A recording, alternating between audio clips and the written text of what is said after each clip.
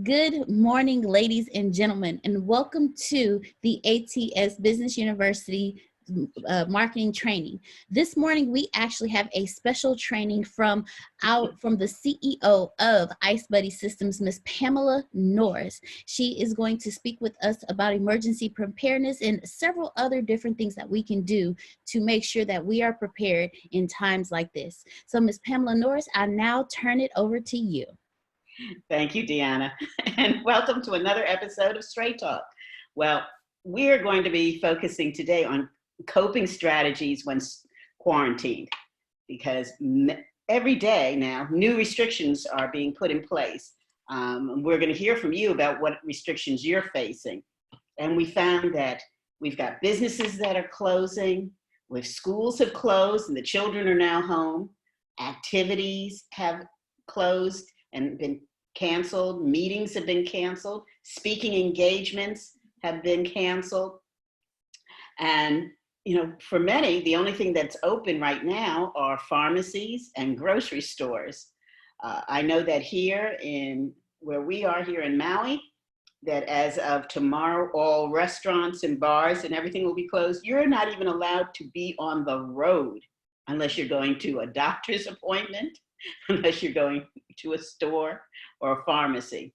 That's how restrictive it has become where I'm living. It may not be that bad where you are, but this is what's happening here. And across the nation, everybody's being put in different levels of quarantine, self-quarantine, whether you have the disease or not. And so we're all going to have to learn how to cope being in this new situation. Life, as we've known it, has changed on a dime. And this new normal does not look familiar, and it certainly feels foreign to us. And because it feels foreign to us, one thing you have to understand is that we're all starting to try and figure out, how do we operate in this new normal? How do we operate at home 24/7? And we find ourselves even acting differently. So what I want this class to focus on is really having an honest discussion with each other about, how do we discover who we are in this new situation? We knew who we were when we got up in the morning, got the kids fed, off to school, we went off to work. We've been doing that for years. It was rote. But this stuff of getting up and the kids are in your face all day long and you can't go outside, that's a whole new dynamic that we have to figure out, how do we operate in this new realm? And we need to figure out who's in control, and am I still in control? And if so, what am I in control of? Because in the old normal, we knew our role. We knew what we had control over and what we didn't. This is something that's being imposed on us. We didn't volunteer for this. We were told you're going to stay in your house. And when somebody tells you you have to stay in your house, that's control. So now the issue of control becomes something we're having to address. In today's session, Straight Talk session, we're going to divide it in half. The first half, the first hour, we're going to be talking about coping skills for staying in quarantine. We're going to talk about, how do you manage your emotions? How do you manage what you're thinking and feeling during this time so that you are not succumb to depression, anxiety, although you're going to feel it, but being succumbed to just give into it and let it take over you is another thing. And what we're going to talk about is how to address the feelings that come with being quarantined. In the second half of the class, we're going to talk about resources. What are we all going to do for the next 14 plus days as we are sequestered in our homes, in our apartments? How do we survive? How do we not kill anybody in the process? How do we not go mad, start raving mad in the process? So we're going to give you and talk about lots of resources, because we're survivors. So we are going to make sure everybody who sees this show makes it through the other side. All right, so let's start off talking about the dynamics that shift when one becomes quarantined. I need you all to get something right up front, off the bat. That's why we have Straight Talk. Do not assume everybody's going to deal with this quarantine the way you're dealing with it. Don't assume they should. Accept it, cope with it, deal with it the way you do. Remember, it is different how you feel about being quarantined if you're single and you live in an apartment or a house by yourself versus being confined with family members. And it depends on what type of family members. Are they all your children? Are they your in-laws? Is it your mother? You have elderly people. Who's quarantined with you? And so that experience is very different from single people who live alone versus people who have others with them. It's also going to be an extremely different experience if you were the income provider and now your income has ceased. Because our identity is tied up with being an income provider. And so when your job has been taken away from you because it's shut down, it's one of those restaurants that the local mayor says must now close, and you're now out of business through no fault of your own. They've just said, you just can't come to work and that's it. And you may have some ambivalence over, what happens next. You may not even have been told whether you're going to continue to get your paycheck or not. So if you were the income provider and you knew who you were in that normal, how do you act? How do you feel? How do you react when in this new normal, you're not providing income for anybody, not for yourself, not for your family? It looks also very different and feels very different if you are retired and your Social Security check is coming in monthly, showing up in your bank account, and maybe you had a pension from your old work that you've done, that's still showing up monthly in your checking account, and you just know, hey, I'm still getting my money, my Social Security check, my pension check, my automatic bill paying of the mortgage, of the car note and everything is just going along like it was in the old normal. This hasn't made a shift for me financially. So this feels very different for people who have economic security and consistency than for the person who has none. And no two people, of course, as I said, will experience the quarantine in the same way. Their level of anxiety is going to be radically different. And so we need to be compassionate with each other. We need to listen to each other, because we can't say, oh, don't worry about it. That's not helpful. They have reason to worry. Don't say, oh, it's not making any difference to me. Well, that's not helpful either. Just know, yes, you may have it better for one reason or another, but it doesn't mean they do. We need to have empathy with each other. We need to listen to each other. We need to find out when we hear someone talk about their pain, their anxiety, their depression over what's going on. We need to listen. And if they've asked us for advice, then you can give some suggestions from a loving place in your heart that speaks to their needs, not your needs. So I'd love for you all those who are on this morning, to unmute your self, and let's do a little bit of sharing, because I need to know, to help me with the rest of this morning's class, who's been told to self-quarantine wherever you're living. Tell us where you are. It'd be helpful so the group hears what state you're in and what you've been told, and how many days you have been told you're supposed to self-isolate, to self-quarantine in your home, and how are you feeling about this? What What are the emotions that are coming up? What are the thought processes? So I'm going to stop talking for a minute, and I need you all to do like Miss Grace always says. She says she's a school teacher, and she says when she comes on, you all have to talk. Well, I'm asking you to unmute yourself, and let's hear from you. We haven't here. We have, oh, Vastine, if you want to go ahead. No, go ahead. I'll listen, Deanna. We haven't been told just yet to quarantine ourselves, but Antonio is always on top of things. So unless we absolutely have to go to the office, he has us all working from home. We down here, we haven't been told to quarantine ourselves, but they have started shutting down the restaurants, the bars.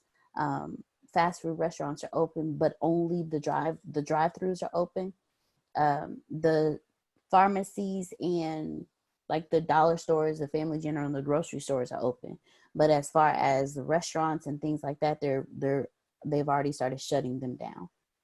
And Deanna, you were telling me an interesting story in the pregame air time before this class about something that's been that happened in a daycare center in your area. Can you share that story with the rest of the class?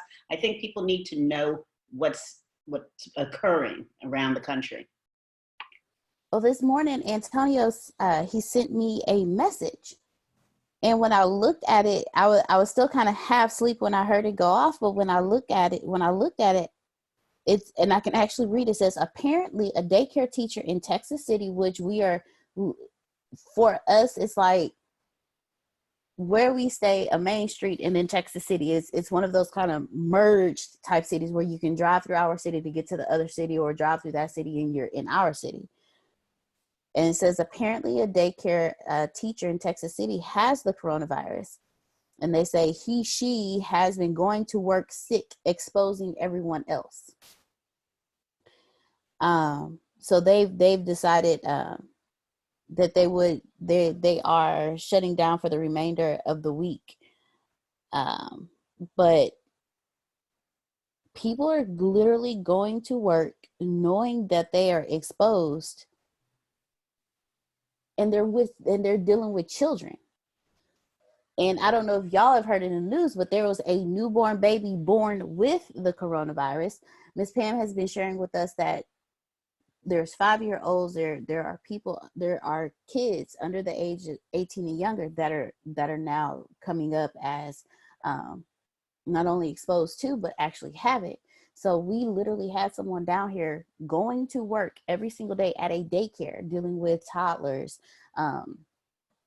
kindergartners, first graders, second graders, third, fourth, fifth graders, and with the virus exposing not only just the children, but the other teachers there as well. Mm-hmm. Thank you, Deanna, for sharing that. Vastine, what were you about to say? Good morning, Pamela. Good morning. Thank you again for all of your help. I'm roughly 45 minutes away from Deanna geographically, okay, in the Houston area. And basically life is relatively the way it was 3 weeks ago in this section of Harris County. Mobility, there's nothing interfering with our mobility. We're not locked down.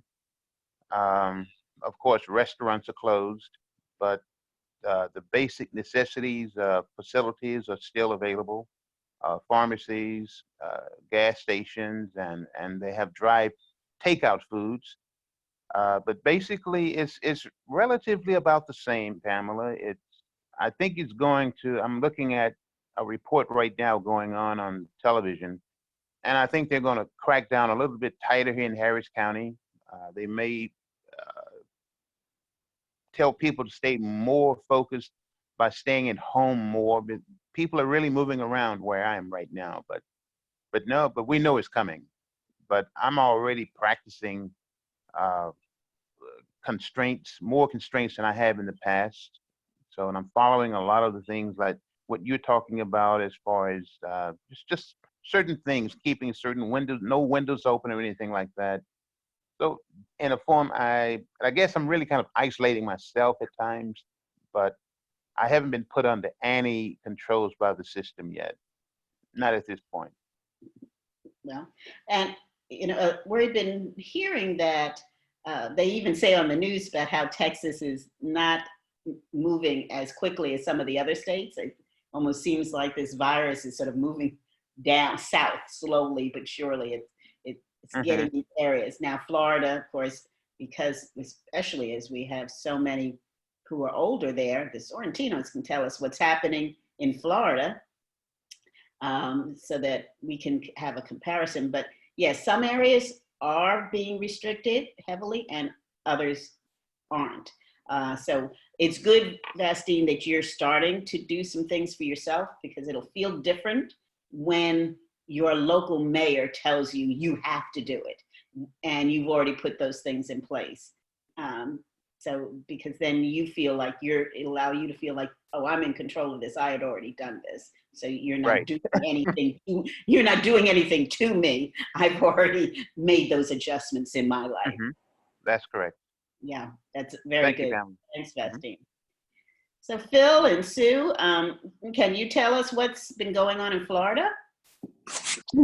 I can't remember what I've already told you, but on the other calls, but nursing home just about 10 miles from our house, 3 residents died, and one for sure was had the coronavirus, and then they're testing the other 2, and so now they don't even know where that came from. So all the people that work there and everybody that lives around, it's really kind of our area. I don't shop that area as much, but the pharmacy and things, I was in there. So just a lot going on here. They've closed all the beaches here, and really the spring breakers are wandering around and they can't eat anywhere, and they shouldn't have come to begin with. It's really sad. We saw on the news people on the beaches. It's the last. Well, they're not here in Fort Lauderdale. They've closed them. Those are up north. Fort Lauderdale has the most coronavirus cases. Broward County, that's us. You'll see Broward County. That's us in the state, and that's where the Fort Lauderdale beach is, and then on down to Miami. So it's real here. It's everywhere. There are probably thousands of people that have it.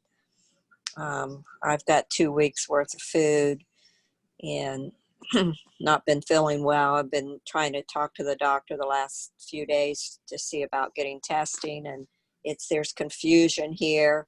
They're supposed to have the mobile testing sites, and it's hard to find, and nobody really knows, and they're not here yet. They're taking the Broward County Airport and they're making that into hospitals. So there's all kinds of stuff going on here, just, massive things going on here right now. So. Well, Susan, we just hope that you will feel better and just do everything you possibly can. Well, I was in the store where there was a guy who I think I mentioned this, that just arrived from Spain. He got in the last day and he comes right to the store, and I didn't know it while I'm talking with him. So, but, we just had our physical, and the doctor, he looks at our blood work. He's like, I can't believe how wonderful your blood work is. You guys, he said, if you were to get it, you'll just have a mild case and go on. You won't have any troubles with it. So, that's good news. And I know that we're in excellent health, and, we eat right, and we're all set here. But now they're talking more about the young people and, the millennials and the 20-year-olds. And, they're saying now, hey, you can get really sick. So this is the big news right now that's concerning. And they think that they're invincible. Yes, absolutely. Absolutely. And we have, Florida has I don't know if it is the biggest state for seniors. and the spring breakers coming down here all over the place with, you know, the large population of seniors that we have here. And now it is in the nursing home here. So that's really sad. Right. Okay. Well, but the supplies are still uh-huh. you know, I had mentioned about, you know, they should open that early for seniors, and Whole Foods now is open from 7 to 8 in the morning for seniors. And Fresh Market has special times on Wednesday, and a few of other grocery stores have that going on for seniors. So that's good news. And caretakers. Right. And my mom's caretaker, I knew that she took care of a lady over at the nursing home where this happened. And sure enough, you know, she has one of her people there. And she's my, you know, neighbor, that helped me take care of my mom. So I'm, you know, a little concerned for her because she's in her 70s and she was exposed over there herself. So it's a tough situation. Yes. And still for our seniors. Yep, absolutely. And we're going to talk a little bit. Yes, hello, that Phil? Yeah. Well, my revelation during all this, when we're talking about, you know, who's at risk, the elderlies and the seniors, I finally realized I'm in that category. I didn't think I was in that category till now, and I'm at 68 and a half years old. I am an elderly and a senior. I just first realized it just now. So, oh well. Yes, absolutely. But you're healthy, you know, you don't have any health issues that would interfere with that. And that's the biggest thing. It can be anyone at any age with, you know, diabetes or heart disease or those sort of things. So taking good care of ourselves is still the most important thing. And, you know, keeping your immune system, for those even that have issues, just keeping your immune system built up right now with vitamin C and zinc, and eating good foods, not eating junk during this time to keep your immune system strong. Absolutely. Well, another thing is I act very immature. Yeah, I'm a 6-year-old locked in an adult's body. Okay. All right. Very good. Okay. I can attest for that. Okay, you too. That's funny. Well, thank you for filling us in on what's happening in your arena. Is anybody else experiencing self-quarantine and have some thoughts about how you're feeling about that happening in your area? Yes. So, well, we're in Pennsylvania. Things are similar, the same. We have the stores, not much groceries on the shelves in the store. In New Jersey, where I commute to often, you know, there is a curfew. There is curfews to 8 o'clock, from 5 a.m. to 8 p.m. There is a curfew now currently in that state. So we're experiencing similar to what a few others expressed. Drive-through is the only thing that's open in stores. Most restaurants have shut down the, eat in. You can take out, but you can't eat in. And so that's been my experience as of 2 days ago when I was in New Jersey. And coming back to Pennsylvania, it was, it's pretty much similar, but there's no quarantine yet as of today, NPA, however, or curfew, what I meant to say. And there is a curfew in New Jersey. We've been,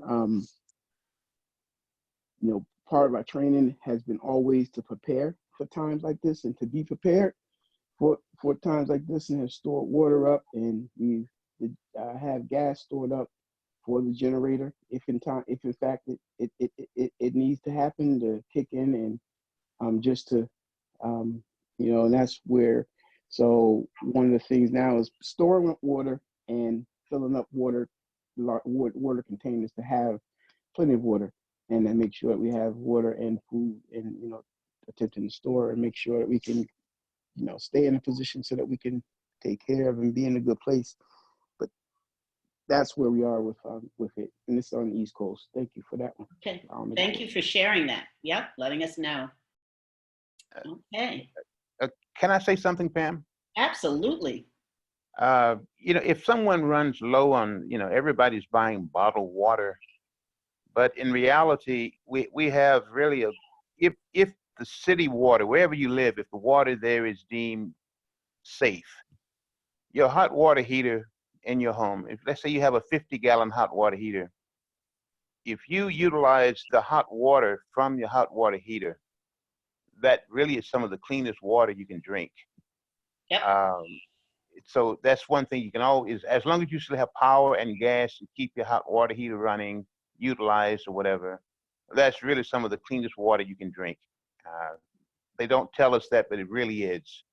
Because if you take and just do a sample taste of the water from your hot water side of your faucet, it is absolutely cleaner than the tap on the cold side. But just something to bear in mind, if you run out of bottled water, as long as your hot water heater is being utilized, it's clean water. Absolutely, Vestine. Thank you for reminding everybody of that. You're welcome. Yep, storage and that you have in your house at all times, regardless. Well, and Deanna can let me know if anybody else has their hand up, but as we look at all of this and everything you've described, we're talking about change. There's change going on in our communities. And everyone reacts differently, as we said, to change. And what we're talking about today is how do you cope with this change? Now, the change is disconcerting to everybody, but it's really impactful for the children and the elderly. And they're going to exhibit anxiety in countless ways. And what I want to talk about is how different members of your family and different members of the community may react to the change that you've just finished describing so well. And you, as the adults in your household, have to be mindful that, especially with children, that you may see them have contrary behavior. But it's not, don't take it as a personal affront. You need to exhibit patience with the young people and the older people in your household. And it's going to be critical for you that when you have those conversations with your friends on the phone about what's happening, you're having lost your job, you're maybe not having income and being concerned about how are the bills going to be paid, how long is this going to be going on. You need to have those types of conversations with your spouse and or with a friend on the phone, out of the earshot of children and the elderly, because they are extremely sensitive about picking up on your level of anxiety, and it will only compound their own. So it's not to negate that you, as the adult in the family, have feelings, have legitimate feelings, because this is impacting you as well as everybody else. But I do need to remind you that you need to be mindful that how you act in front of the others in the family will only increase or decrease their level of anxiety. Now, your youngest children, and I know some of you have really young children, may become confused about why they're staying home. They may even internalize and think, well, I must have done something wrong for mom to keep me home, because they really want to be at school with their friends playing and learning. So you may need to reassure them that they have done, their being home is not a punishment. They did nothing wrong. And you explain what's happening, that there is this virus, there's a sickness, and we don't want them to get sick. And it's been advised that children stay home from school for a few days. We're not quite sure how many, but we're going to hang out here to make sure you don't get sick. They can understand that because they've seen children become sick in their classrooms before. But despite that, you may see some behavioral changes in them. And especially with the youngest children, depending again, their level of worrying, you may have some bedwetters, especially for those preschoolers who are going to daycare. So they may start bedwetting again. There may be loss of appetite. They may be very contrary, not want to do anything you tell them to do. And that's all their way of acting out and dealing with depression and anxiety. Now, elementary and middle school children are more likely to look at this as a great vacation. They can get this more. They get the fact that, oh, all right, we're out of school. It's spring break time. It's like, okay, we can do this. This is great. We can play. We can have games, etc. And especially if they have siblings that they get to interact with.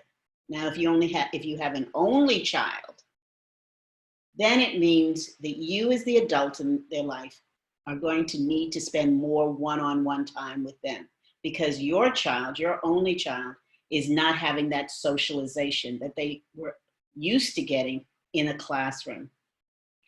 And that's really hard for a single parent to want to interact with their only child that often, 24/7, to get down on the ground and play, or sit at a table and play for a game for a long time. Especially if you're the type of parent or you're the type of person who didn't play games. Maybe you had been raised in a house where children didn't play games. They were supposed to be serious students, and you go to work all the time, etc. And if you didn't have a life experience that was enriched with a lot of play is a difficult thing to get engaged in. But your child may need that from you. So you may find that you have to go and be someone you haven't been before in your life. You may have to rediscover the child in yourself. Now, Phil told us he's a kid at heart. So he'd probably be one of those people who could easily get involved in play. I was a child who never played. So that's extremely difficult for me. And it feels very uncomfortable. So that's why I say no two people are the same. It depends on your background, etc. But you also have to rise to the occasion. And whatever is necessary for the well-being of your child, you need to do, uncomfortable or not. And especially if you're raising an only child, you may have to engage in play and activities that are really first-time experiences for you. Now, teens and young adults, they're going to be annoyed because they pretty much at that point are very integrated into social activities. They're in sports, they're in dance, they're in choir, they're in music classes, they're in all sorts of social groups with their peers.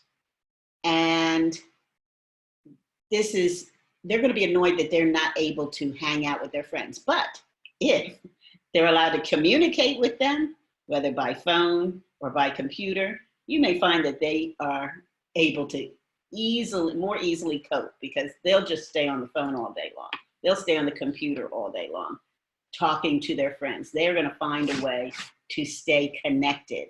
And they may not want as much of your time as you may think, because at this age, teen and young adult age, they're more interested in their peers. Okay, let's see, somebody wrote, I don't exist when my son has his tablet. Yes, children, today's children are used to working on their own. And if you can give them a tablet and that's what they're used to, that may be fine. You may even you may have to pry them away from the tablet to have some social activity with you, if that's something you want. And it allows a better bonding between you and your child. A bonding that didn't exist when you were at work 8-10 hours a day. And you may have been thinking, I've always worried about being away from my child 8-10 hours a day working. I know I'm not bonding. Well, this is an opportunity to bond. Your child's not used to doing that with you, so you may have to encourage them to put the tablet down and engage with you and have an experience of bonding that otherwise would never have happened had this self-quarantining time not appeared in our lives. So then there's the elderly. Some of us are taking care of parents. Yeah, I had yes, please. Ideas on the children. What about it, Susan? I'm sorry, can you repeat that? I had a couple of things that I heard, that beneficial for the children and the families. Okay, share that with us, please. There are life skills that the kids don't know and the parents don't have time and nobody's ever home to do it anyway. So they just kind of go by the wayside, like learning how to sew a button on. Mm-hmm. I don't know if you mentioned that yet. No, I haven't. But this is fine. And this is one of those activities that we're going to be able to talk about too, about what you do with your children when we're home. But absolutely, share some more right now, because this is appropriate for all of us to hear. Right. Learn how they show them how to write a letter and have the kids, write the envelope on a letter. Mm-hmm. Yes. That was another thing I saw. And scanning pictures, and the mom shows them, she has a stack of those that she wanted done, and give those responsibilities to do. So not just the play, but also learning new things. And then I don't know if he was an actor, but a father in New York, and they have 5 children. And so they're making a big deal and they're videoing dinner time. Okay. So they have the table all set. Everybody has a job. Everybody's doing something. And then they sit down and have discussion. And the dad's saying it's really the only time of day where everybody's behaving because they're videoing it. So dinner now has become enjoyable. Mm-hmm. So they're making, they're on YouTube. They're putting it out on YouTube. And they were on Good Morning America this morning. So that's kind of family do some sort of fun thing that they're gonna, maybe video and have people see where they're doing things a little nicer. Mm-hmm. Great. Great ideas. Those are the types of things that people are going to need to know that they can do with their children while they have them home. Thank you for sharing it. And then some of us have elderly parents. I'm sorry. Oh, Mr. Tony is unmuted. Okay. Somebody's unmuted. They not want to be. Okay. I wasn't sure if I wasn't sure if he wanted to speak on what we were currently speaking on. Mr. Tony, did you want to say something? No, I made a mistake. I'm still listening to everybody. I just had to go offline for a minute. But okay. All right. You can just go ahead and mute yourself again. Thank you. Thank you for letting me know, Deanna. I didn't want to miss anything he wanted to say. Oh, and let's see, somebody else put in a note. One of the things the school has done is provided work online for the students to keep them engaged in learning. Yes, absolutely. So that is certainly something that you can do. Online learning for the youth is important. All right, now, elderly. The elderly relatives are shut up in the house with you. That's another experience. They often have difficulty dealing with adjusting. First of all, they're not used to having so many people around them all day long, and it's overstimulation. The noise, the commotion, just the socialization with so many people can often make them withdraw, to become irritable. And you may find behavioral changes like a change in their eating habits or sleeping habits. And they too need reassurance, just like children do, that everything's going to be all right. And you need to, as the adult in the household, you need to provide them with a chance to have space and time alone so that they can process and acclimate to changes. Many times younger children may want to be all on top of grandma 24/7 too, but grandma needs or grandpa needs some time by themselves.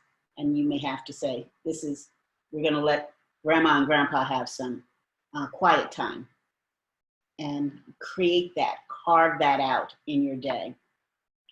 Last but not least is you the adult in the family that's supposed to keep this all together during all this change. And you're going to have a wide variety of experiences and feelings during this time, and that's normal too. And you need to be sensitive and caring for yourself. You know, one day you're the breadwinner, and then the next day you wake up and you're wondering how you're ever going to put bread on the table. One day you're at work handling your responsibilities, and the next you have no job and wonder, what are you going to do with yourself and your time? You were used to being away from the family 8-10 hours a day, maybe even longer. And now you are thrust being around your spouse and your children 24/7. And you have to be forced to deal with their behavior and their emotions. And you're having to figure out, how are you going to interact with them? All of this change is unsettling. And you may need to find that you have to create time for yourself at home, sort of your own time out, your own quiet place to go, because you're not used to being around family members 24/7, and you need a break from them. Although you may love them, you have not learned, and never had to learn, how to live with them, because you were really living more of your life away from them. You may have only had an hour in the morning and maybe 1 or 2 in the evening. And you had adjusted to that, and that was acceptable and something you could manage. But to now be forced to be in their company 24/7 is a whole nother ballgame. And some people discover, despite loving spouses and their children, they don't do well being around them that often. And it can cause tension and disruption in the family dynamic. You need to understand, so it's not always a good thing when families come together. It's not hunky-dory. You may have real trouble coping with the personalities of your family members when you are thrust in their company every day, 7 days a week, for an unlimited period of time. If you're having trouble coping with being with family members for whatever reason, then you need to have some time to separate from them. This is a great time for you to go for a walk by yourself. You may need to go outside and garden by yourself. You may need to go read a book by yourself. And then over time, you may be able to build up a greater tolerance of your own family members and be able to enjoy being in their company, learning how to be in their company. You must also remember that you're not, yes, Lorraine, hi. Did you unmute? Oh, I see Lorraine came on. All right, I want you to remember that during this time, you're not alone with coping with these issues. Your family, other family members who don't live with you, and your friends are also dealing with these issues of quarantine and coping. And so this is a great time to reconnect with them. Pick up the phone, give them a call, find out how they're doing. How are they feeling? Ask the questions. How are you feeling? What are you doing? And listen. And don't presume that they should be doing what you're doing, because remember we started this whole discussion with we all are going to come into this situation with different feelings because it impacts us differently given where we are. So you want to listen and find out how people are doing both physically during this time with the virus. And, you know, as Susan was talking, she's not feeling particularly well because she had an interaction with someone who had just come in from Europe. And so we're going to, you know, put her well-being in our prayers. But we also want to know how people are doing emotionally. We need to listen to them and find out if there's anything you can do for them, if there are any services that you can provide for them. So talk to friends, talk to family. It's important. I know I have a friend in New Jersey who I've known since we've been 8th grade, and I called to check on her. She's living alone and she's losing her mind and is calling me about cooking. And she has, she's making some terrible recipes that she can't even eat herself. So she's calling me, asking me how to prepare meals for herself. So you never know. I mean, that's hard. She's been used to eating out at restaurants because she's alone and she didn't want to cook for several years now just for herself. So she has been eating all her meals out. And during that course of the last 5 years of not having to cook for anybody, she forgot how to cook. And now being forced to be home because the restaurants are closed, she forgot how to season things. So she ruined a pot of chili by putting too much red pepper in, thinking it was paprika, and it wasn't edible.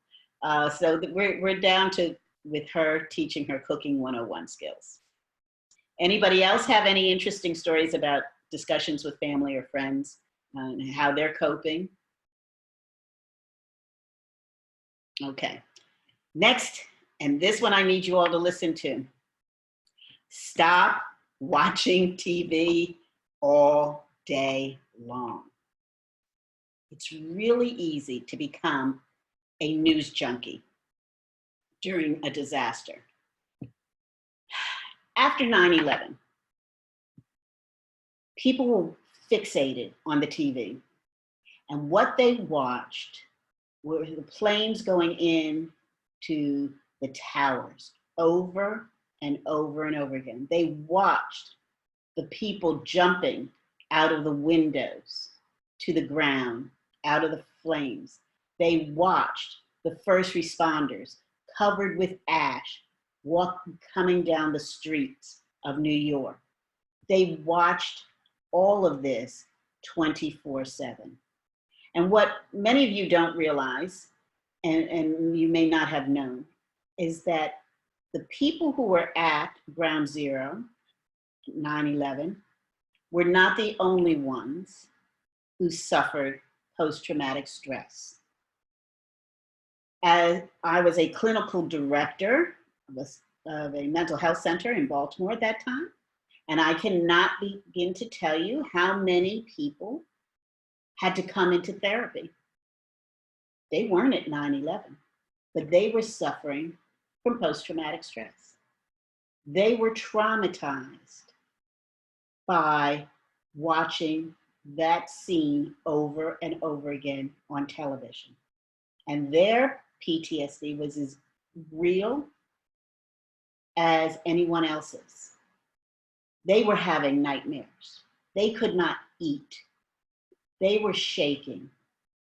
Their blood pressure had gone up.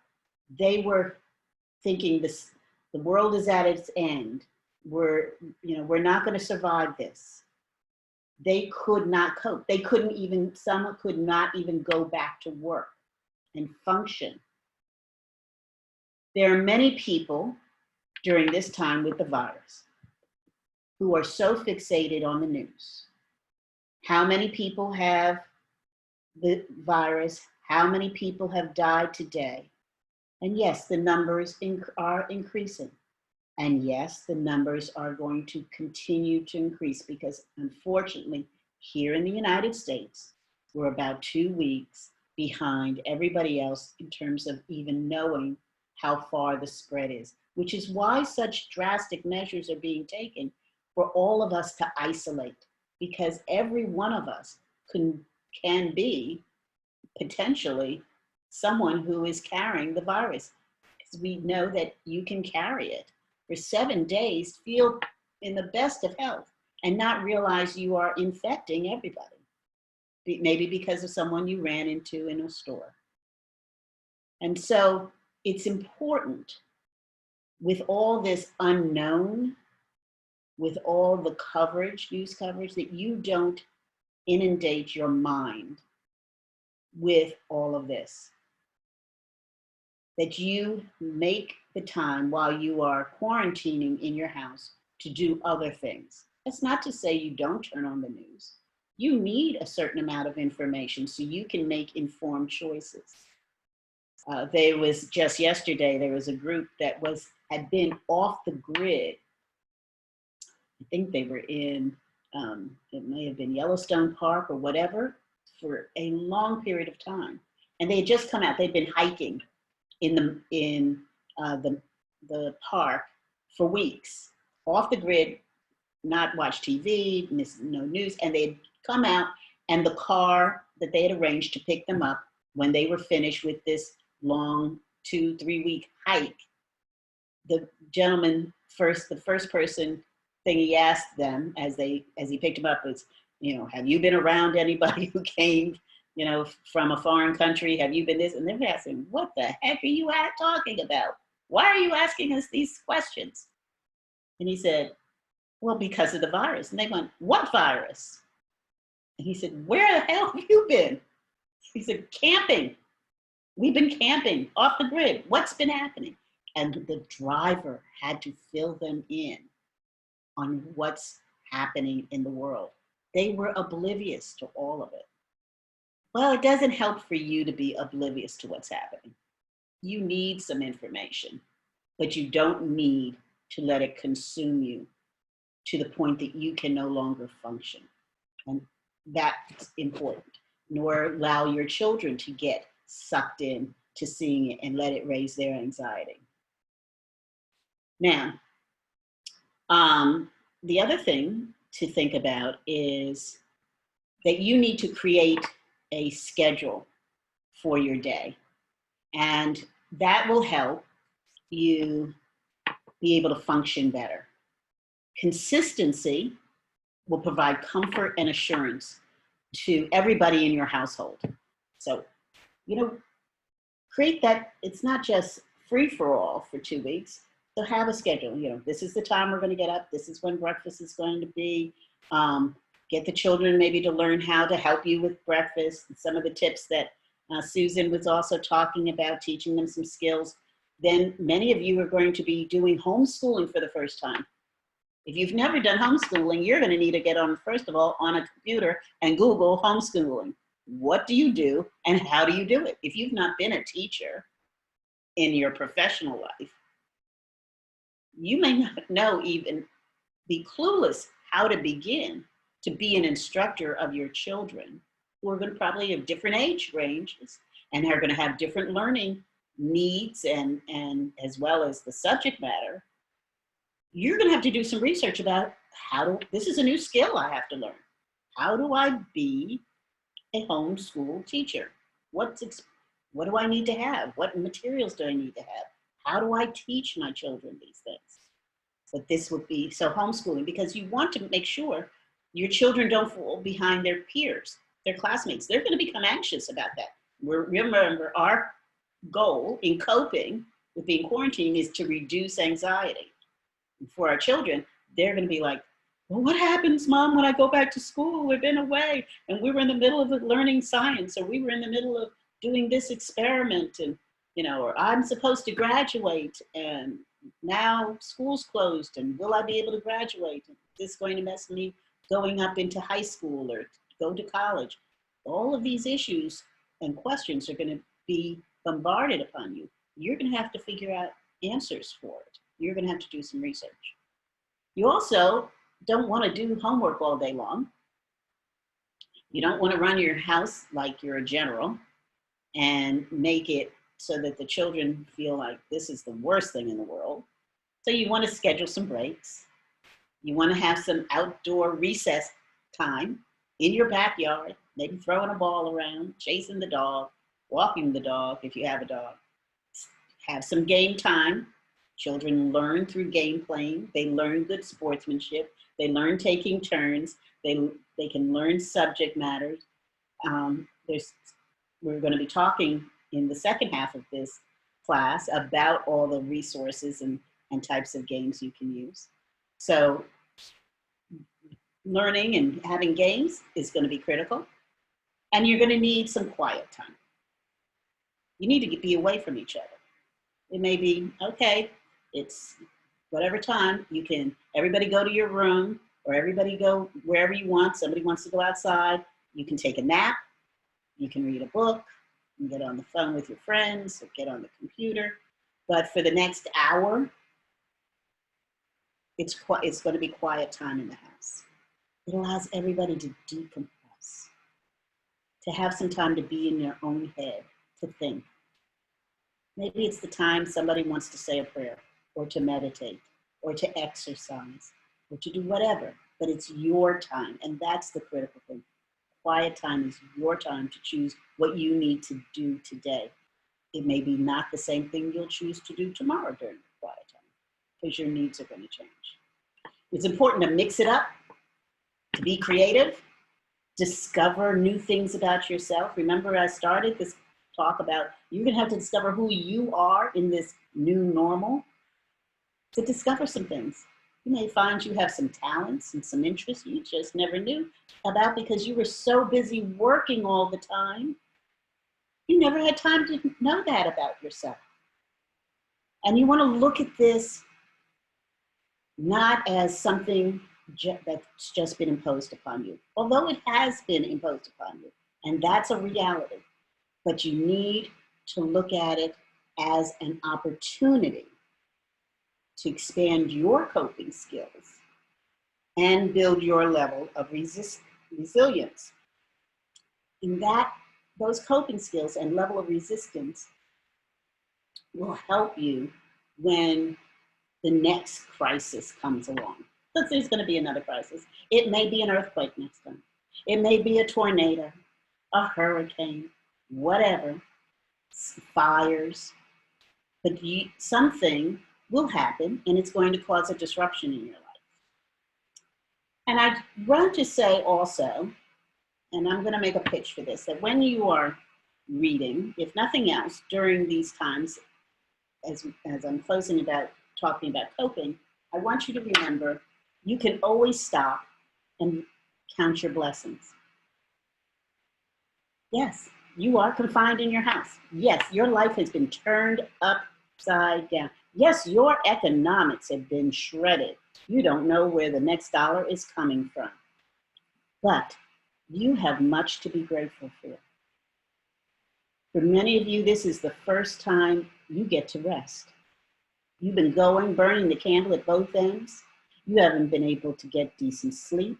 You haven't been able to eat nourishing meals. You haven't been able to take a nap when you need it. There are a pile of books you have that you always wanted to get to. You never had time to read.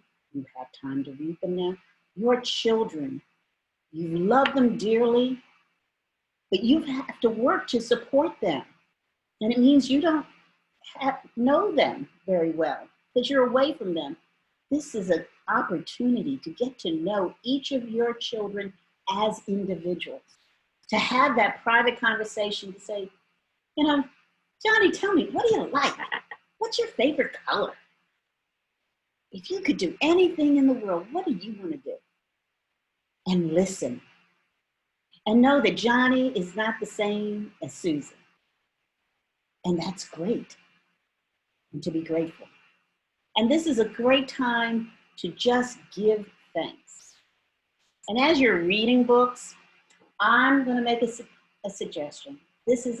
And I'm going to suggest that one book you really going to want to read during this time is this one. It's by Antonio T. Smith, called Happy and Grateful. This is one the ATS team knows very well. Those of you who are on this class, who are part of ATS, we've all had an opportunity to purchase this book and read it. But if you have been so busy working and haven't had a time to finish reading it, use this time to finish it, because it reminds us that there are some universal laws of happiness that even in the most difficult of times and situations, we can all find a reason to be happy. So we're getting ready to go into the second half of this class. But before I do, I want to give you all a chance for anyone to finish talking about coping skills or share with each other anything you do, particularly to cope during difficult times. Do you have any last words on that? Otherwise, we'll move on to resources. What are we going to do during these next couple of weeks when we're home so that we don't kill each other and we don't go stir crazy and we don't feel like we're suffocating from cabin fever? We have lots of ways to describe being forced into being home for an extended period of time. A lot of us don't do well when we're sick and the doctor tells us, I need you to take these antibiotics and I need you to stay home for the next 4 or 5 days. We think that is difficult. Well, this is going to be even more, this is going to test our mettle. But ATS people are up for the challenge. Does anybody want to say something before we go forward? Otherwise, we're going to just keep moving through. I have something. Yes. A couple of different ways to cope with having to be inside. And sometimes I just literally just step out my front door. Mm-hmm. I'll just walk to my driveway. Something as simple as that, just getting some sunshine and some fresh air on your skin and in your lungs helps. Also a puzzler. Like I literally have a puzzle in my computer. Like I literally do puzzles. Look at that. I've never even seen something like that. Yana, thank you for sharing. You can do puzzles. I used to love to do puzzles. See, now you have just shown me something I can do. I love it. And recently, if you're able to go back into a store, I found a box at Walmart that has like 15 puzzles in one. I could be exaggerating, but it was a multiple number of puzzles in one box. Okay. So, and I read because I have a very active imagination. So for me, reading is like watching a movie. Like I can seriously read a book and picture every single thing out. So those are the ways that I cope, just to, just stepping out, just simply stepping outside, doing a puzzle or reading a book. Okay. All right, great. Thanks for sharing that. That's wonderful. Well, this morning, I want to share something that I found online. Bill and Susan may have already seen it. Being part of the Bureau of Dominant Speakers, we were last year required to enroll in the Speakers Hub and ourselves. And the Speakers Hub put out a post this morning that I think is excellent. And so I just want to share it with you because you can all go look at it for yourself.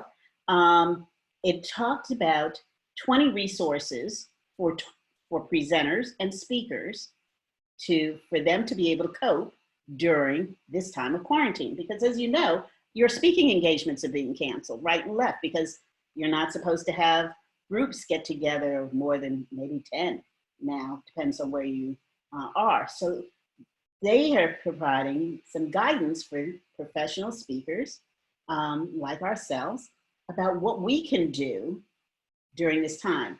And so it's entitled 20 Resources for Presenters and Speakers. That's their post. And it just 3 main things I just touch on briefly that they talk about. They talk about building, use this time. If you're in Phil and Susan's class, that this is a great time to build your online speakers community. You need to find other speakers and start talking to them.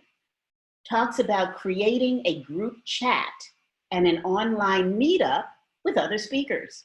You can set this up and encourage other speakers who are home because they can't speak to come online with you. And you all can talk about what it's like to be a speaker and have all your engagements canceled for the next 2 or 3 months. Not only what that means because you've prepared for them and it's on your calendar and you had scheduled your trips and you rearranged your personal life to deal with it, but also because it's throwing your financial situation into a tailspin because you were counting on that money, you were counting on making that presentation, and now that's been canceled. So it's talking about creating a group chat or online meeting. And they give suggestions about how, as a presenter and a speaker, you can find and build your online tribe and community. So I just want to share that with you. It's Speakers Hub again. It's their post today specifically for speakers and presenters to help us who are part of the Bureau of Dominant Speakers to know how to cope with this time period. So I wanted to share that one right off the top. Then we have provided for you a link, and Deanna has posted it several times in the chat. We hope that you will click on that, look at it, and if you have capability to print it out for yourself. Lorraine and I worked together to put together some strategies that are available for you to think about, because we know you all have different age groups of people in your home, and you all have different, and they all have different interests, you have different interests. So we try to do something that touches on everybody. Let me sort of run through these and then we'll talk through them. So first of all, there are 450 Ivy League, and in case somebody is in their car driving, and I know many times in ATS class, you can't see this because you're at work and you can't have the screen up or you're driving. So I'm gonna read it out loud, we'll run through it and you'll know what we're covering. But this is something that you can always reach out to Deanna for, or when you view this, the taping of this show, you'll be able to get the material for yourself. So here's some strategies we've just provided for you. It's just a beginning. 450 Ivy League courses are available now, online free, and we've given you the link for that. Many people have said, oh, gosh, I wish I could go to Harvard, Yale, Princeton, etc. That I'll never be able to afford that. I wonder what type of classes they have. Well, guess what? They put 450 of their classes online, and you can get them now free of charge. This is a great time if you're trying to expand your knowledge. You can, if you're into opera, the Metropolitan Opera is now affording free streaming of their operas. I know I grew up in Jersey. I was blessed because I'm old. It used to be affordable to go into New York and see the opera, to see symphonies. We did all of that all the time. I couldn't afford it when I had my child. It was now no longer affordable to me. I could not take my son into New York to see an opera and a symphony. I couldn't afford it. I was a single parent. You all may be in the same situation. It may be just because of where you live geographically. You don't have access to the arts. Well, this is a great time to be able to expose not only yourself, but your children to the arts that otherwise you might not have access to. So Metropolitan Opera has free screenings. There are free virtual tours of 12 famous museums that are now online. There are free virtual tours of world cities. You're homeschooling your child. You're talking about Europe. You're talking about France, in Paris in particular as a city, or this, Rome as a city. Hey, check it out. We've given you the link. See if that's one of the world cities that you can take your child on a virtual tour of, so that as you're homeschooling them about these places, they get to see it for themselves. We can't jump on a plane anymore and go take a vacation and go to those cities. And we don't know with this virus when we're ever going to get on a plane again and travel the world. So in the interim, we'll bring the world to you, into your house. Next, there are 9 virtual field trips for elementary school students. So if you have an elementary school child at home, and you're like, oh, they're missing out on the field trip at school, etc. You're their home teacher. We're gonna let you take them on a field trip because we've given you the link how they can go on 9 of them during the next few weeks. Also, there's a free virtual field trip to the San Diego Zoo. I don't know if any of you have been there before. It's quite an exciting zoo. Check it out. Young and old really like the zoo. So if you're into animals, this is the place to be. Universal Studios is releasing its latest movies in the theaters to on-demand streaming. It's because none of us are allowed to go to the theater anymore. So they had all these movies that were sitting in the theater, and we're not going, spending money to see it. So they're making it available. If you know, on demand is a subscription platform, but if you have on demand, you now have access to those movies from the theater. Then of course there are games. You can play family games like Monopoly, Scrabble, Bingo, Family Feud, charades. That gets the whole family together. And then there are ones that are challenging. You have to use that brain power a lot. Strategy, you want your child to learn strategy? Play some dominoes, backgammon, bridge, chess, checkers. So that's another end. Then of course, we want to exercise. So dance videos are a great thing.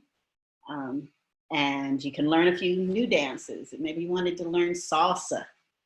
Maybe you wanted to learn the latest dance so you don't embarrass your child when you have to chaperone their school dance and they go, Mom, please, whatever you do, Dad, just don't get on the dance floor. You know, stand on the side like you're part of the wallpaper, but please don't embarrass me with your dancing. Well, maybe you need to learn a few dance moves. So put on some dance videos. Then there are, of course, our phone apps, all those that you can have for walking, cooking, exercising, utilize those. Then there's creative writing. Now, Antonio T. Smith would tell you this is the time you need to write that book. And this is the time you need to write that ebook. Do not let this time get away from you. But it's also a time you can write a journal. And some of you in ATS are quite the poets. We've heard you share your poetry with us before. I personally am hoping you're going to use this time to write some more poetry and publish it. So we all get to learn what's in your heart and in your mind. Then of course it's reading books, time to read books. And then of course, Antonio T. Smith, leader of ATS University, is a prolific writer.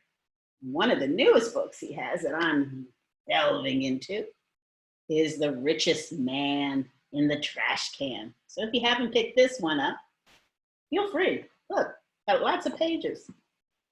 This will keep you busy for a while. But then there are other books.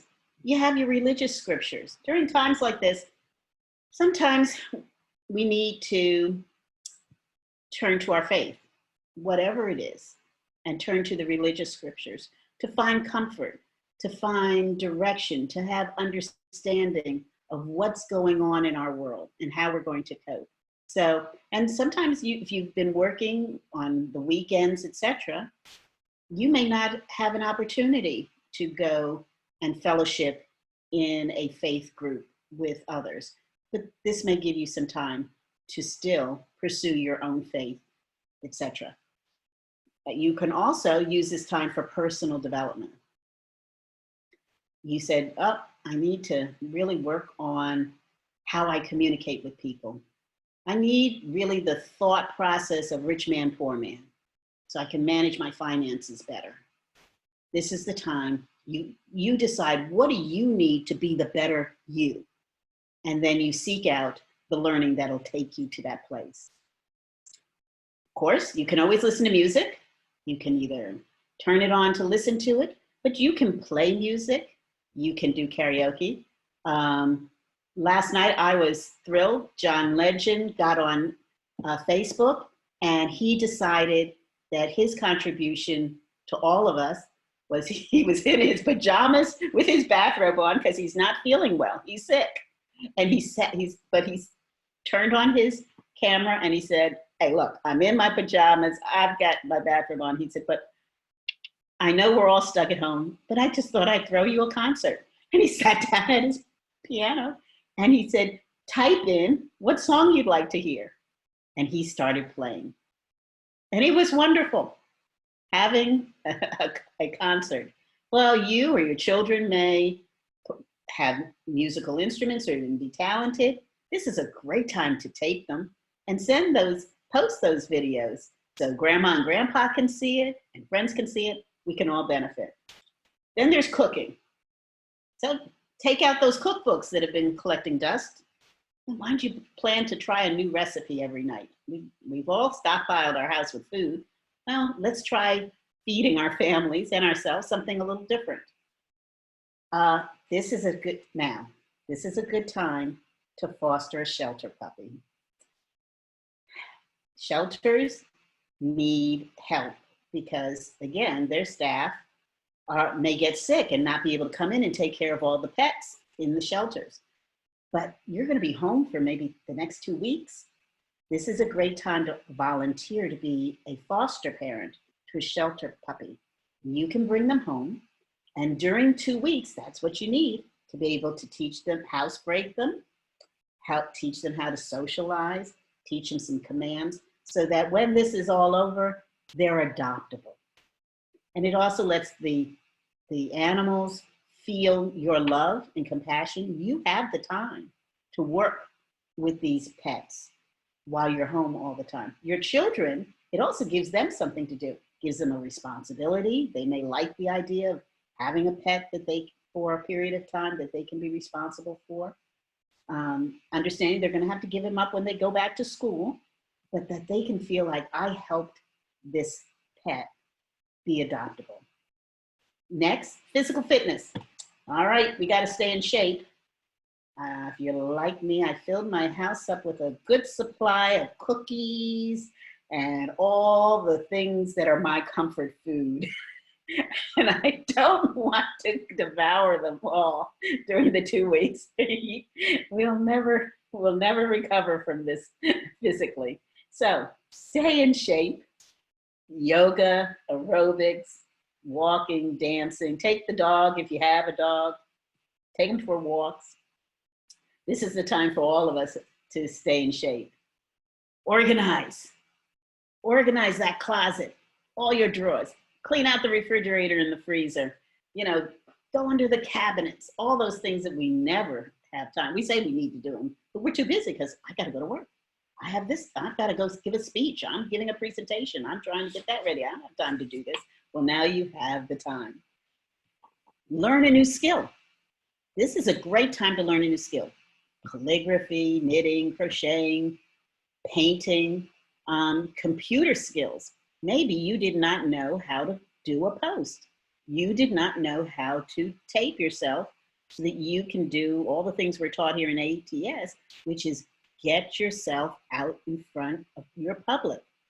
So this is the time, pick up the phone, call Deanna. You may have to ask her a question or two about some technicalities, about how to get going, but she'll be glad to point you in the right direction.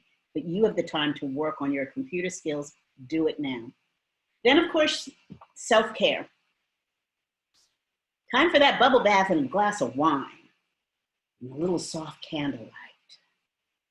Yes, those things we don't have time when we're ripping and running all the time. Yes, I have a great imagination. I want ATS and all of you to take care of yourself.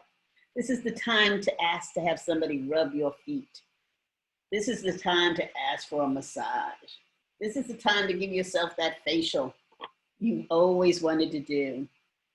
And I see somebody has put in, I'm using this time to add content to my video database and finish that book. Congratulations.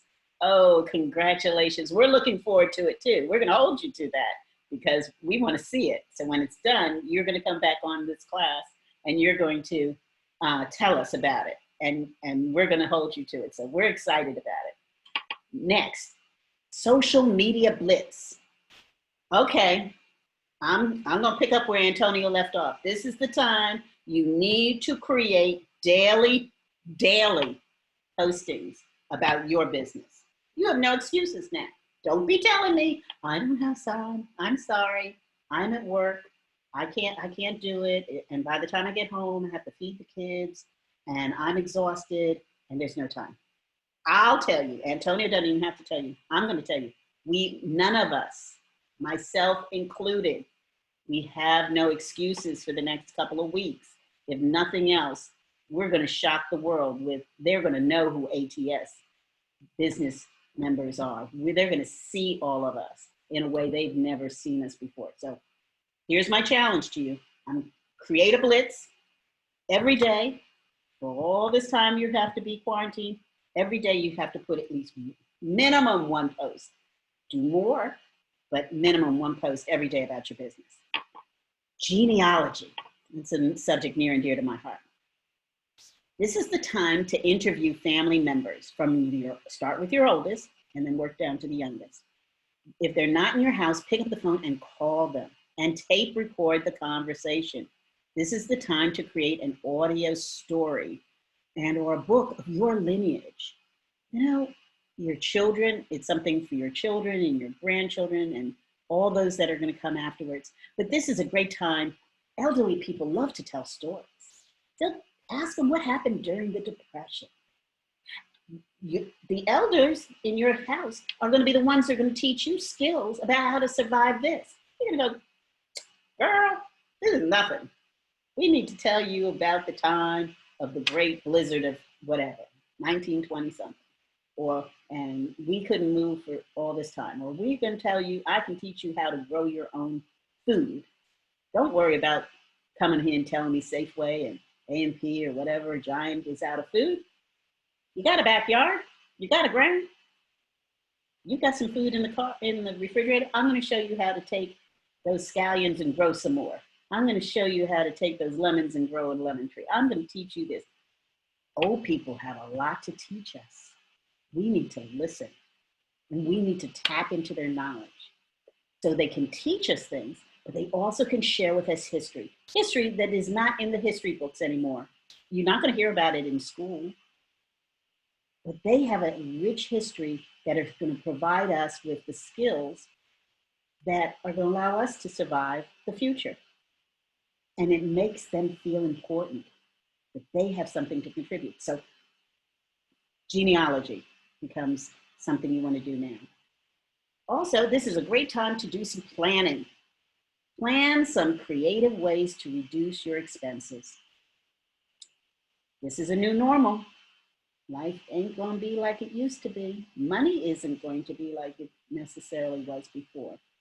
We all need to take some time and think about, what have I been spending money on? What am I willing to give up? What do I need to give up to create income to do some other things that may make money for my family so I can more easily support them? Am I spending my money wisely? And then also think about ways to earn new money. Antonio has provided us with lots of ideas, especially in this book. No, this one. There is a chapter, first chapter. I sent it to about 10 people. It has all these suggestions about how to make money on your own. And I knew immediately reading it, people who needed this information, and also told them to get the book. So think about that. How can you earn some money? There's some ways you can do that online now while you're at home. I know that Deanna has told us in the past about looking in her closet at things that you didn't use and went through her whole house and how you sell things online and how she was able to make money by selling things that she had that were perfectly good at her home, but she wasn't using them. She put it out there and people snapped it up like this, and in came the money. Well, you may need to check out your closets in the kitchen, in your own bedroom, etc., and see if you have something that someone else might need. Okay, then you can do fun things like have an indoor scavenger hunt. Kids love that. Hide anything, and they'll like to tear the house apart trying to find it. Okay. Easter's coming up. We may not be able to go out and have our Easter egg hunt outside, but you might be able to do something on that order inside the house and make it a great scavenger hunt. Then you can go viral. Make a quarantine-themed TikTok. I think Antonio and his children are probably going to do this and blow up social media. You can also rearrange furniture in your house. Make it feel new, different. I know recently we changed our bedroom furniture around. Feels completely different. Feels like somebody came in and just turned it upside down. It's on a completely different wall. We moved the bed, we moved the dressers. It just feels fresh. Didn't spend any money, but by changing furniture around, it can make you feel like you're making some progress. You're taking care of your home environment. Then you want to make hand sanitizer because there's none on the shelves. And so you want to go to the Ice Buddy Facebook page and watch the video I put out yesterday on how to make your own hand sanitizer. So this is what we made yesterday. It's out online. You only need a couple of ingredients. You really need 3. 2 you have to have alcohol, aloe, and then whatever essential oil that you want to put in for the fragrance you want. Quick, easy, you can do it and create a lot of hand sanitizer. There's no excuse for anybody who's ever been on this class to not have hand sanitizer now. Okay, next. This one's a little more touchy. This is a good time in your private time to sit down and update your will. Organize your health directives. Get that, have everything clearly written, instructions for whoever is going to handle your affairs when you transition out of this world. This is a delicate subject, but it's one we all have to face because none of us are going to be here forever. And unfortunately, with this virus, a lot of people are leaving much faster than they ever thought they would. And their families are really have been caught off guard. And conversations have not been held. Planning has not been done about what should happen and how you want things handled when you're gone.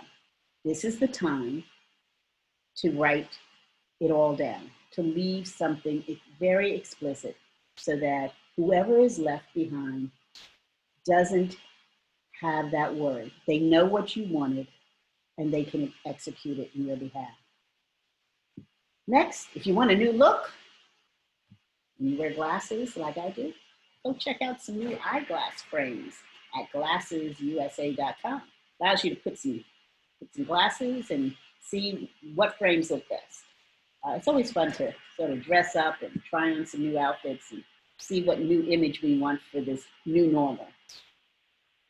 This is a good time to practice a new language. If you are like me and you run an international company, then you need to be able to speak another language. I'm trying to brush off, I had many years of Spanish, but they don't speak Spanish on this island that I'm on, so I don't get any practice. So I have been trying to speak a little bit more. I've listened to a couple of shows in Spanish just so I can get my ear attuned to it. So these are things, it may be just another language you want to speak to communicate with people in your community. We have international communities.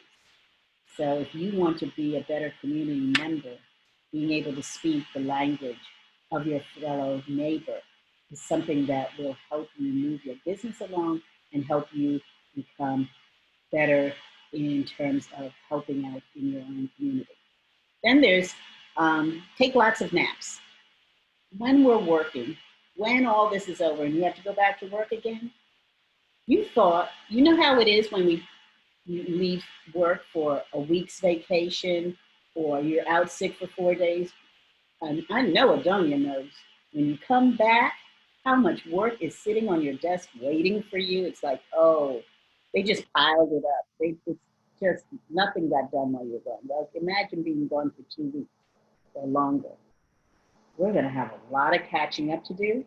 There's not going to be a lot of time for naps. So I'd advise all of us to take advantage of it, get that nap in now.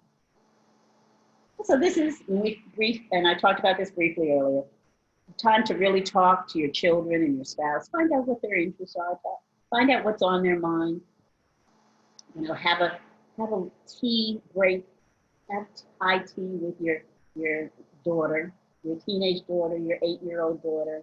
Fix a little sandwich with some cheese and cut it in diagonals and fix a little tea and go, you know, sit down and have tea, high tea with somebody. Make it fun. Then go for walks. You need time to clear your head, to think, to plan. Play outside with members. So those are just a few of the things we had. Lorraine, I see you are here. I want to ask you on either the coping side of things we talked about this morning in the first hour, or some of the resources and anything else that I have not covered. Can you add some enlightenment to the whole class on this whole issue? Thank you, Pam. And guys, forgive my delay. Unfortunately, in these changing times, the time clock on things that need to get done was sped up today by a couple of hours. So I had to scramble to be creative about getting some things done before some mandatory closures took place. And in this time of the new normal, you know, we're going to have to be creative about how we do things. Pam, as you were talking about the different games that we could play, like Scrabble or Monopoly, I realized that as quiet and as nice as I am, that I am very competitive. And I didn't realize how competitive I was until I started playing with my family.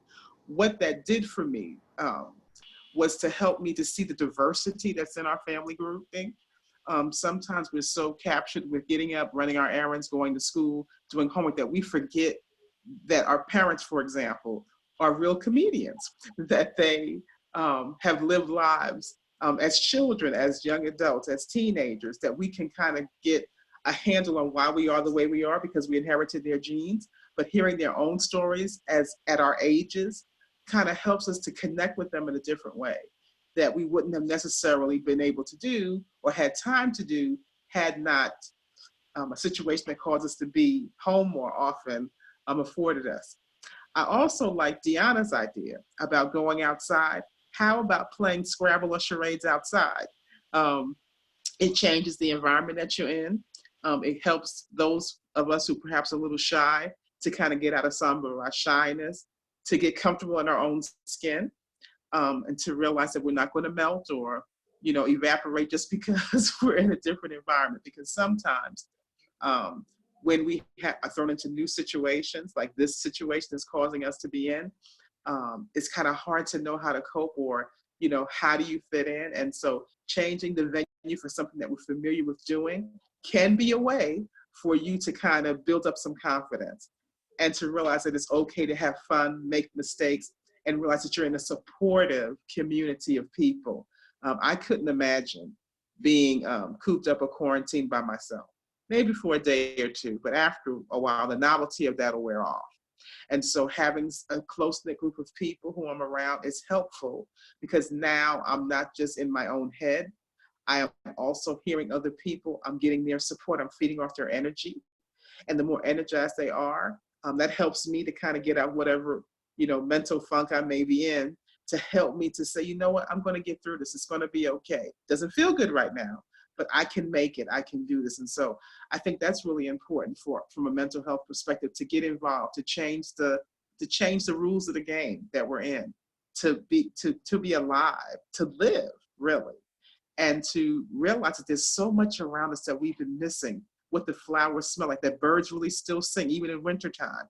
All those things that I've been missing out on because I've been a slave to my schedule and a slave to doing tasks. And now I'm forced to slow down and realize that there are so many more resources available to me that I didn't even know even were there. And so I want to say thank you to you, because working with you, is always a stimulating experience, but also hearing now some of those skills, your experience, come to the forefront of stimulating me to do things differently, and to say, you know what, that great book that I have in the corner, all 26 of them, I can start reading some of them and at least complete 12 or 13 of them.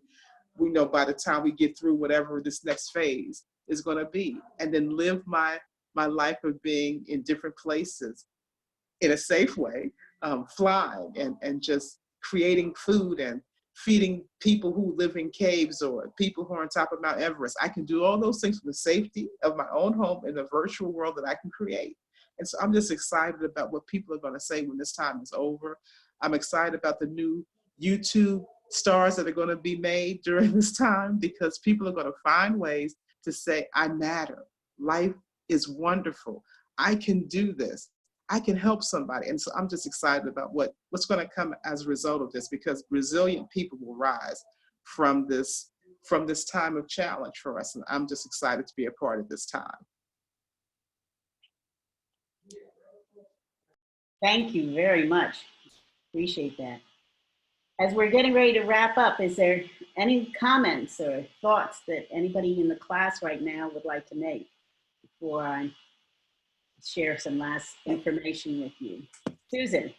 I just want to say outstanding job, very well done, put together, and a lot of food for thought, a lot of wonderful information. Thank you so much.